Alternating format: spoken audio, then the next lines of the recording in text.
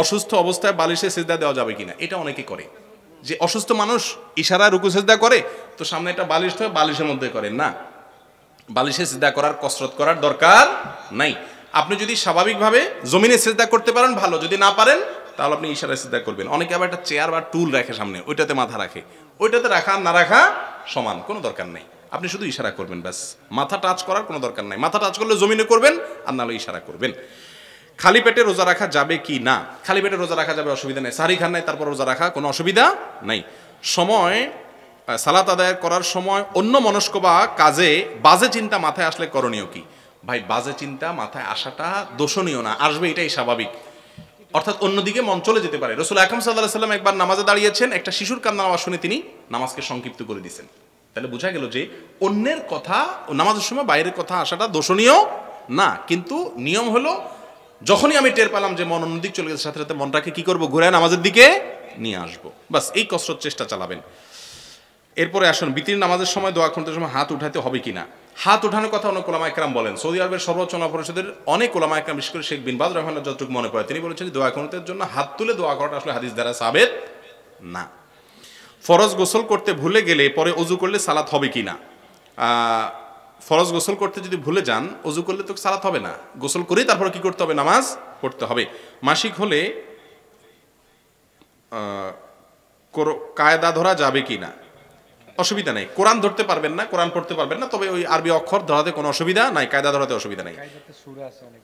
কায়দাতে সূরা থাকে না, সূরা থাকে আমপারাতে, হ্যাঁ আমপারাত ধরা জায়েজ নেই, ওটাতে কোরআনের অংশ। একজন মেয়েকে বিবাহ দেওয়া 3 মাস পর অন্য এক যুবক তাকে জাদু করেছে, এখন সে স্বামীর বাড়ি যেতে চায় না, এখন করণীয় কি? তাকে রুকিয়া করাবেন, সূরা ইখলাস, সূরা ফালাক, সূরা নাস 3বার সকাল সন্ধ্যা পড়বেন এবং বিশেষ কিছু ঝাড়ফুঁক করাবেন, ইনশাআল্লাহ সে সুস্থ হবে। তবে কোনো তাবিজ ব্যবসায়ীর কবলে পড়বেন না। ছেলের হারাম উপার্জিত টাকা মায়ের খাওয়া জায়েজ হবে কিনা। ছেলে যদি হারাম করে উপার্জন করে, মায়ের যদি বিকল্প কোনো পথ না থাকে, তাহলে জায়েজ হবে, যেটুকু না খেলে জান বাঁচে না। কিন্তু মা পুরোপুরি ভোগ করলেন, আয়েশ করলেন ছেলের হারাম টাকা দিয়ে, এটা জায়েজ নাই। আর যদি মায়ের বিকল্প টাকা থেকে তবুও ছেলের ওই হারাম টাকা খাওয়া জায়েজ নাই। নিরুপায় হলে খেতে পারে, শুধুমাত্র যেটুকু দরকার সেটুকু। কোনো নারীর কি মাহরাম ছাড়া হজ বা ওমরা করতে যেতে পারে কিনা। উল্লেখ্য তার ছেলে প্রবাসী, স্বামী মৃত। না, মাহরাম ছাড়া মেয়েরা হজ বা ওমরা করার সুযোগ নাই। কেন মেয়েদেরকে মাহরামের শর্ত করেছে ইসলাম? লা তুসাফিরুল মারআতু ইল্লা মা আদি মাহরামিন। নবী সাল্লাল্লাহু আলাইহি ওয়াসাল্লাম বলেছেন, কোন মহিলা সফরের দূরত্বে যেতে হলে তার সাথে কি থাকতে হবে? মাহরাম। কেন মাহরাম থাকতে হবে বলেন তো? মনে হচ্ছে মেয়েদের জন্য একটা বোঝা চাপানো হলো। আরে না, মাহরাম তো তার বডিগার্ড, এটা তো ভিআইপি, যে সাথে পুরুষ কি থাকবে, বডিগার্ড হিসেবে থাকতে হবে, যাতে তার কোনো ক্ষতি না হয়। অতএব ছেলে প্রবাসে থাকলেও জায়েজ নাই। ভাই আছে, তারপরে যাইয়া অন্য যারা মাহরাম আছে তাদের ভাগিনা বা না, ভাগিনার সাথে ভাগিনা সবসময় মাহরাম না, তবে ওই যে বোনের ছেলে যদি হয় তাহলে ওকে নিয়ে যেতে পারে। অনেক মাহরাম আছে, তাদেরকে নিয়ে যেতে পারে। বিবাহের মহারণা কি দিয়ে দেওয়া উত্তম ও মহারণা বাকি রাখা যাবে কিনা। বিবাহের মহারণা হিসেবে যা মনে চায় দিতে পারেন। রাসূল আকরাম সাল্লাল্লাহু আলাইহি ওয়াসাল্লাম মেয়ে ফাতেমা রাদিয়াল্লাহু তাআলা আনহাকে, মজার একটা ঘটনা বলি। ফাতেমা রাদিয়াল্লাহু তাআলা মোহর ধার্য হয়েছে, ধার্য হওয়ার পরে আমাদের মেয়েদের আজকাল শিকার আছে এখান থেকে। আলী রাদিয়াল্লাহু তাআলা আনহু বাসরে যাবেন, হঠাৎ করে ফাতেমা রাদিয়াল্লাহু তাআলা রাসূল আকরাম সাল্লাল্লাহু আলাইহি ওয়াসাল্লাম বলতেছেন যে, ভালো কথা বাসর হবে বুঝলাম, আমার মহারণার টাকা কই, মহারণার টাকা দিতে বলেন আগে। এখন রাসূল আকরাম সাল্লাল্লাহু আলাইহি ওয়াসাল্লাম আলীকে ডাক দিয়ে বলছেন, আলী মহারণার কি আছে তোমার? কয় রাসূল আমার কাছে কিচ্ছু নাই। উনি চিন্তা করছে বাকি দিবে আরই। কয় না, এখন তো ওখান থেকে তো 144 দ্বারা জারি করছে যে আগে মহারণা পরিশোধ করতে হবে, এখন কি করা? তো আর কিছু নাই তোমার কাছে? বলে রাসূল একটা লৌহ বর্ম আছে, ওইটাই দিয়ে দাও। পরবর্তীতে ওইটা দিয়ে তারপরে বাসরে গেছে। আর আজকাল তো মাশাআল্লাহ বুড়া হইয়া কবরে চলে যায়, মহারা দেওয়ার কোনো খবর নাই। আর আমাদের মহিলারা এমন সোজা সোজা, বলে যে কি বলো, মহারণা দিয়ে কি করবো, তুমি থাকলেই তো আমার, আর কি লাগে, এই দিল আর কি নিজের সর্বনাশ করে। আর ছেলেও আরেক বাটপার, বলে যে আরে কিসের 2 লাখ 4 লাখ 20 লাখ মহারণা, আমি এই যে ইটালি বিষয়ে আসতেছে চলে যাবো, কোটি কোটি টাকা সবই তো তোমার। ও দেয় পাম্পট্টি, আর মেয়েরা এখান থেকে চান্সে পড়া মাফ করে দেয় শেষ। আর ইসলাম বলে আরে বেকুব, মাফ করবি কেন, তুই তোর আদায় করে নে, বলে দূরে থাক, 10 হাত দূরে থাকো ভাই, আগে মহারণা পরিশোধ করো, তারপর আগাও সামনে। কথা কি বুঝাতে পারছি? অতএব মহারণা হিসাবে নগদ টাকা দেওয়া যায় আছে, জিনিসপত্র দেওয়া যায় আছে, যে কোনো কিছু দিয়ে আদায় করতে পারবেন স্ত্রী যদি তাতে সম্মত থাকেন। মুতাজিলা কারা এবং তাদের চেনার উপায় কি? মুতাজিলা একটা সম্প্রদায় ভাই, যাদের অনেক পরিচয় আছে। একটা পরিচয় হলো তারা ঈমান এবং কুফরের মধ্যবর্তী আরেকটা স্তর তারা স্থাপন করে, এবং কবিরা গুনাহ করলে তাদেরকে তার মনে করে যে ইসলাম থেকে খারিজ হয়ে গেছে, এরকম চরমপন্থী অনেক বক্তা আজকাল বাইর হয়েছে মুতাজিলাদের মতো। আহলে কোরআন কারা এবং তাদের চেনার উপায় কি? আহলে কোরআন মানে হলো যারা শুধু কোরআন মানার কথা বলে, হাদিস অস্বীকার করে, এরা আরেক ভণ্ডামি আর কি। কোরআন এবং হাদিস দুইটা ছাড়া একসাথে মুসলমান চলতে পারে না, আর আমাদেরকে দুইটাই অনুসরণ করতে বলা হয়েছে। বিয়ের অনুষ্ঠানে যে টাকা নেওয়া হয় তা কতটুকু জায়েজ? এটা তো আমি সবসময় বলি ভাই, বিয়ের অনুষ্ঠানে যে টাকা নেওয়া হয় এটা চাঁদাবাজি। এটা কি? না, চাঁদাবাজি না, ভুল হয়েছে, এটা ডাকাতি। এটা কি? ডাকাতি।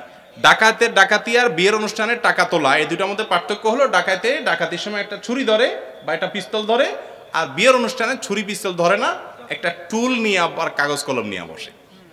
ঠিক না বেঠিক? যাওয়ার সময় বলে যে ভাই দিয়ে যান। আমার মনে হয় হোটেল লালারাও এর চাইতে ভালো, কারণ হোটেলে অনেক হোটেল আছে খাওয়া দাওয়া করে, অনেক কি বাংলাদেশে বেশিরভাগ হোটেলই খাওয়া দাওয়া করে এরপরে যাওয়ার সময় বলে ভাই বিলটা দেন, একটা ভদ্রতা দেখায়। আর বিয়ের বাড়িতে খাওয়ান দাওয়ান পরে চান্দু, আগে ঢুকতেছেন পয়সা করে দিয়া তারপরে ঢুকেন। মানে হোটেলেও তো এত রেস্টুরেন্টের চাইতেও খারাপ। ঠিক না বেঠিক? এই জন্য যুবকরা বিয়ে করবেন কোনো চাঁদাবাজি করবেন না। বিয়ের কার্ড পাইলে আজকাল মানুষের পেটে ব্যথা শুরু হয়। আমার মতো গরিব মানুষ যারা মধ্যবিত্তের, এই বেচারাদের টেনশন শুরু হয়ে যায়, আরে বাবা এই মাসে 3টা বিয়ের কার্ড আসছে, লাইফ শেষ। কারণ খামু 500 টাকা দিতে হবে 2000 টাকা, হোটেলে খেলে দিচ্ছে ভালো। অতএব আপনার বিয়ের সময় মানুষের থেকে এভাবে চাঁদাবাজি করবেন না, এগুলো জায়েজ নেই। হজে যাওয়ার আগে দাওয়াত করে আত্মীয় স্বজনকে খাওয়ানো হয়, তা কতটুকু জায়েজ? এটা আরেক খারাপ কাজ। হজে যাওয়ার আগে আপনি আত্মীয় স্বজন খাওয়াবেন কেন? এটার মানে হলো অনেক সময়, আল্লাহ মাফ করে, সবার উদ্দেশ্য একরকম থাকে না, অনেক সময় উদ্দেশ্য এরকম থাকে যে আমি যে যাচ্ছি হজে, তোমরা একটু শুনো, তোমরা একটু জানো, আমার আশা করতে হাজি সাহেব বলবা, এতদিন আব্দুল হাই বলছো, এখন বলবা আল্লাহ হাজে আব্দুল হাই, বুঝে আসছে? তো এটা জায়েজ না এরকম করা। বাকি আপনি দূরে চলে যাচ্ছেন, মানুষকে একটু খাওয়া গেলে এটা করতে পারেন। নতুন বাড়ি বানালে আত্মীয় স্বজনকে খাওয়ানো কতটুকু জায়েজ? অসুবিধা নেই, এটা তো কেউ শরীয়ত মনে করে না, এবং এখানে লৌকিকতারও কিচ্ছু নাই হজের মতো। মনের পর্দা বড় পর্দা সমাজে অনেক মানুষের ধারণা, আর এই ক্ষেত্রে অনেক পর্দা করতে ইচ্ছুক মানুষের হুমকির মুখে পড়ছে। এই বিষয়ে তাদের জন্য কিছু বলার জন্য অনুরোধ করছি। ভাই, মনের পর্দা যারা বড় পর্দা বলে, এরা কি মনের খাওনকে বড় খাওন বলে? মনের ঘুমরে বড় ঘুম বলে? মনের বিয়েরে বড় বিয়ে বলে? এটা টাউট নাম্বার 1, তো বাটপার। কারণ সব কিছুতে বুঝে যে না মনেরটা চলে না, কিন্তু এই পর্দার বেলায় আসলে, দিনের বেলায় আসলে মনেরটা বড় পর্দা হয়ে যায়। হ্যাঁ, একজন মানুষ মনেও পর্দা করতে হবে, বাইরেও কি করতে হবে?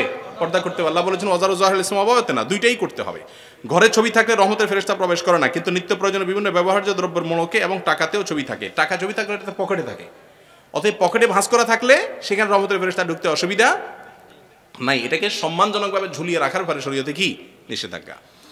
ইসলামে সুদ হারাম। একজন মুসলিম হয়ে কমার্স গ্রুপ নিয়ে পড়াশোনা করা কি ঠিক আছে? যেহেতু কমার্স গ্রুপের প্রায় সব বইতে সুদ নিয়ে অহরহ আলোচনা করা হয়। খুবই গুরুত্বপূর্ণ একটা প্রশ্ন, বিশেষ করে আমাদের শিক্ষার্থী ভাইদের জন্য। এই বিষয়ে আমাদের একটা বক্তব্য আছে ইউটিউবে। আবারও বলছি যে বিশ্বের বড় বড় স্কলাররা, বিশেষ করে অ্যারাবিয়ান স্কলারদের অনেকের বিষয়ে আপনার অ্যানালাইসিস আছে এবং তারা বিষয়ে গবেষণা করে জবাব দিয়েছেন। আর সেটার খোলাসা হলো এই, পড়াশোনার জন্য, জানার জন্য যে সুদ এইভাবে হয়, চক্রবৃদ্ধি, আর এটা জানার জন্য যদি কেউ সুদি অঙ্ক কষে তাতে সরাসরি হারাম হবে না। তার যদি নিয়ত থাকে আমি শুধু জানলাম, জিনিসটা জেনে রাখলাম যে সুদ এভাবে কষা হয়, কিন্তু আমি এটাকে অ্যাপ্লাই করে কখনো হারাম কামাবো না, এরকম যদি সিরিয়াসনেস থাকে তার ভিতরে, ইনশাআল্লাহ সুদি অঙ্ক কষার কারণে তার কি হবে না? গুনাহ হবে না। টিচারও যদি পড়ায় তারও কি হবে না? গুনাহ হবে না। জেনারেল লাইনের পড়াশোনার ক্ষেত্রে মাধ্যমিক আর উচ্চ মাধ্যমিক শ্রেণীতে বাংলা বিষয় প্রায় বেশিরভাগ শব্দগুলো, গল্পগুলো হিন্দুদের নিয়ে লেখা। এ বিষয়ে কিছু জানতে চাই, এসব পড়ে মুসলিমদের কোনো লাভ আছে কিনা? দেখুন, বাংলা ভাষা শেখাটা আমাদের দরকার, যেহেতু আমাদের মাতৃভাষা। এখন মাতৃভাষা শিখতে গিয়ে যদি হিন্দুদের কোনো ঘটনা চলে আসে, গল্প চলে আসে, এতে আপনার কোনো গুনাহ হবে না। কিন্তু যদি সেখানে কোনো এমন কোনো বর্ণনা থাকে, বিবরণ থাকে যেটা আল্লাহর সঙ্গে শিরক করা ইত্যাদি, তাহলে সেগুলো আসলে পাঠ করা আমাদের উচিত না। মুশকিল হলো দুঃখজনকভাবে বাংলা আমাদের সেখান থেকেই শিখতে হয়। এই জন্য দোষ নিজেদের, কারণ আমাদের একসময় আমরা আলেম ওলামারাই একসময় বলতো বাংলা হিন্দুদের ভাষা, এসব বললে দায়িত্ব দিয়ে দিয়েছে হিন্দুদেরকে, আমরা বাংলা চর্চা করি না, অথচ আমাদের করা উচিত ছিল। পশ্চিম দিকে থুতু ফেলা গুনাহ। পশ্চিম দিকে ফিরে যদি নিচের দিকে ফিরে থুতু নিক্ষেপ করে তাহলে গুনাহ হবে না? তাহলে গুনাহ হবে না। কেবলার দিকে থুতু ফেলা নিষেধ আছে ইবনে হাব্বানের হাদিস, এবং হাদিসটি সহিহ। কিন্তু কেউ যদি নিচের দিকে ফেলে, কেবলার দিকে মুখ কিন্তু নিচের দিকে ফেললেন, তাহলে এটা কেবলার দিকে ফেলানো হবে না। কেবলার দিকে হলো আপনি বৈশা সোজা যদি সামনের দিকে মারেন, তো ওটা কেবলার দিকে হবে।